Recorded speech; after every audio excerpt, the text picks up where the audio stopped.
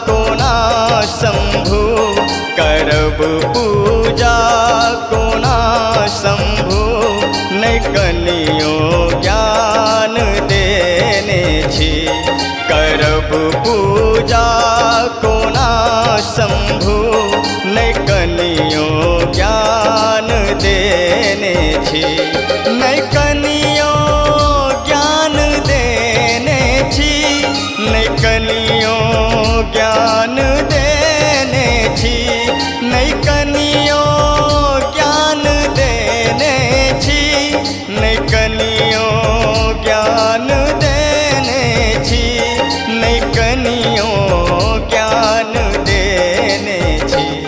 बनल अज्ञानी भट गई छी, नहीं कनियो ध्यान देने छी। करब पूजा कोना शंभु, करब पूजा कोना शंभु, नहीं कनियो ज्ञान देने छी।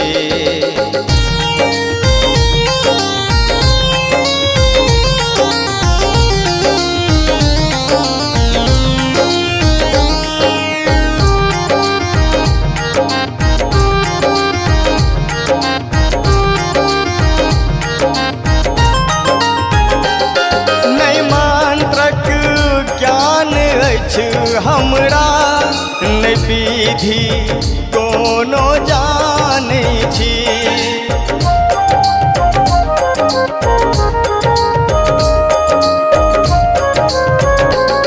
नहीं मंत्रक ज्ञान अछि हमरा, नहीं विधि कोनो जाने छी।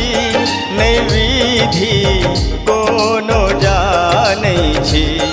कहब दुख हम अपन ककरा, अहाँ सबटा त जानै छी।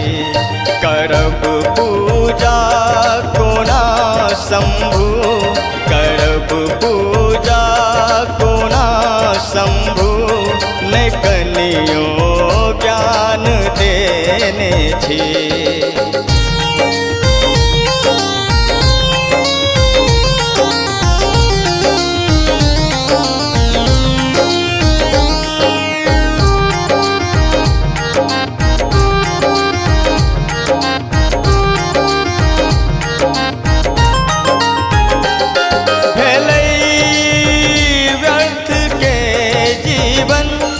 बितावी हमको ना कहूँ,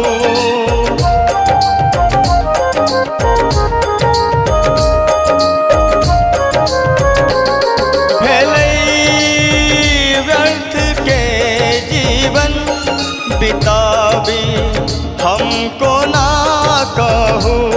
बितावी हमको ना कहूँ।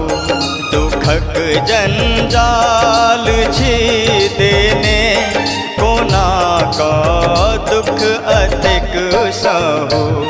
करब पूजा कोना शंभु, करब पूजा कोना शंभु, नहीं कनियो ज्ञान देने छी।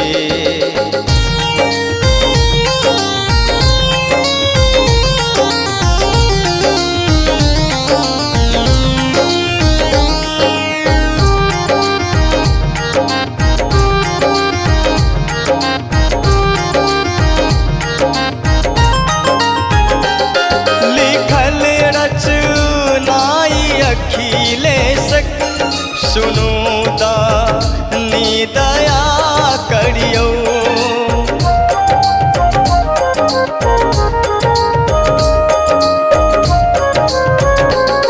लिखल रचनाई अखिलेशक। सुनू दानी दया करियो, सुनू दानी दया करियो। शरण बैसल ये पुत्र अहाँ, यो बाबा दुख हमर हरियो।